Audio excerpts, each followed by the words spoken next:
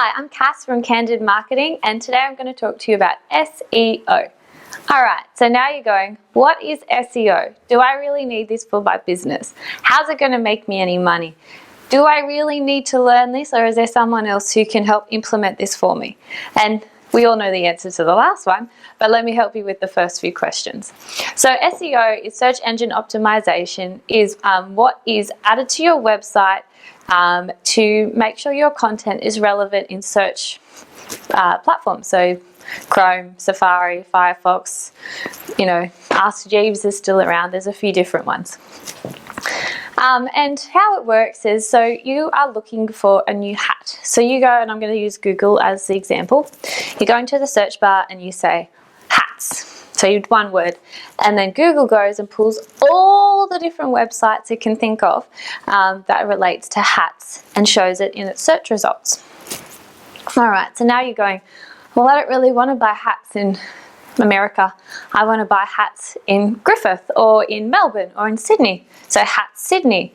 And then what happens is then that will cull that search result and it'll just allocate it to those two words that have been entered in. So that's how the search algorithm works, and you can localize it or make it specific down to anything. So like I want an orange hat or a fedora or something like that. But how is that going to help you with your business?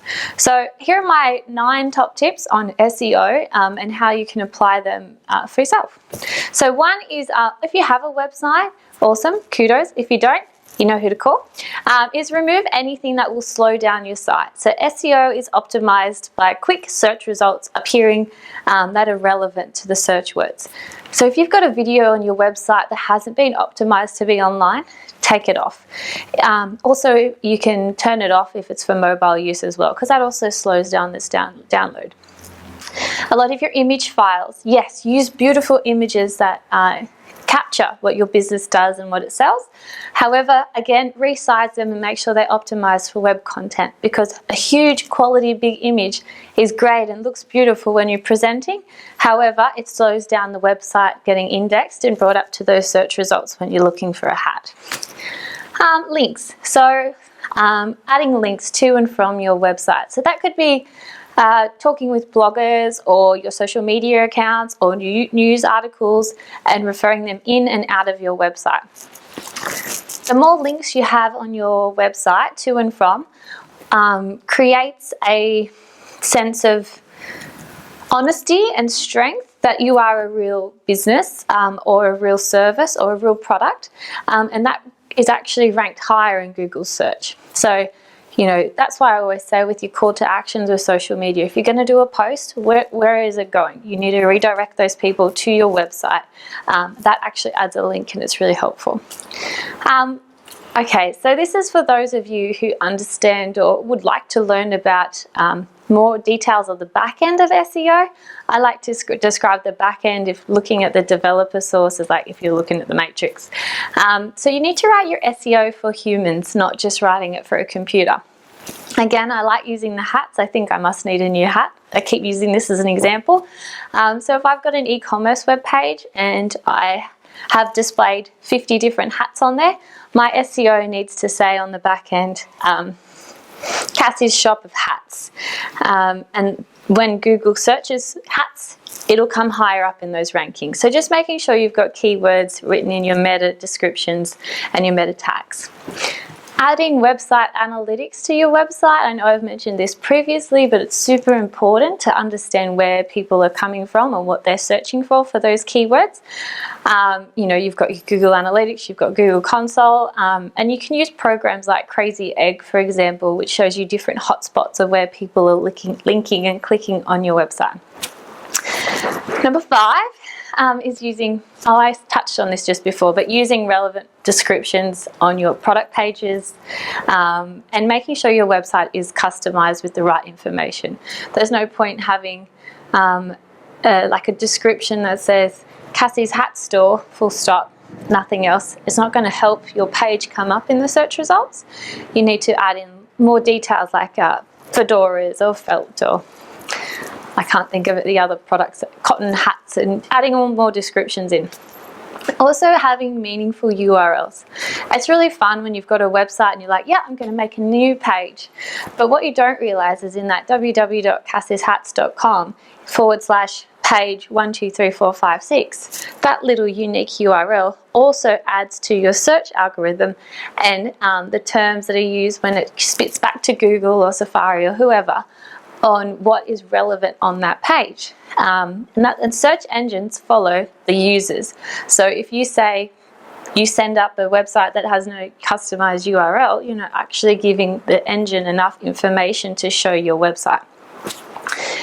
Build meaningful social signals. So when you're making a post or on your blog, having the ability to share that content, that adds an extra link, which adds to your SEO, which strengthens your business and your website's profile online. Image tags, actually called alt tags. Adding photos to your website is a great idea.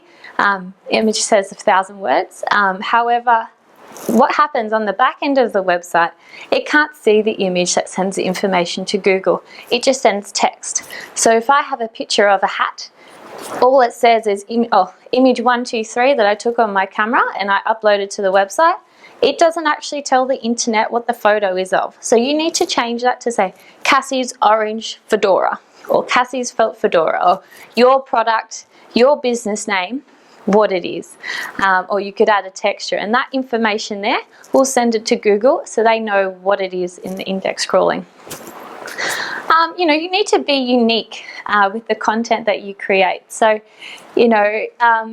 and when I say that, personalize it, don't just duplicate what other people have on there. You need to give everything your own spin. There's probably like 10,000 videos or millions of videos like this, but this is my approach and the way that I talk, so therefore I'm conveying it in a unique way. So you need to do the same thing with your business. Look at someone who is in your realm and that they're doing something really well and you're like, I like that, but I can adapt it to my own story, business, service, product.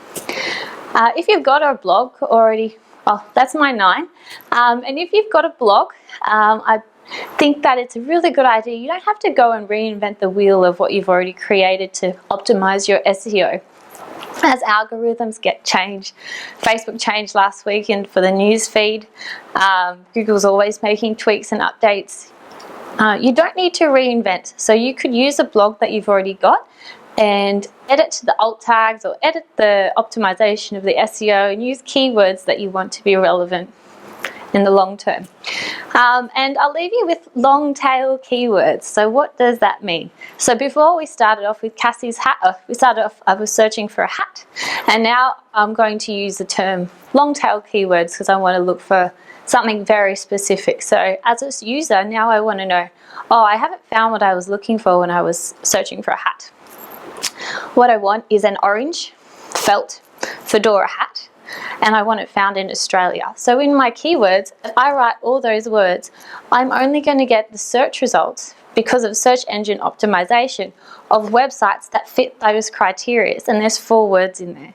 And that's a long tail keyword, and we can talk about that further in these videos. But as for now, there's my 9 tips for SEO, much more technical, but that's what we're here. We're here to help you grow your brand and get stronger online. I'm Cass from Candid Marketing. Have a great day.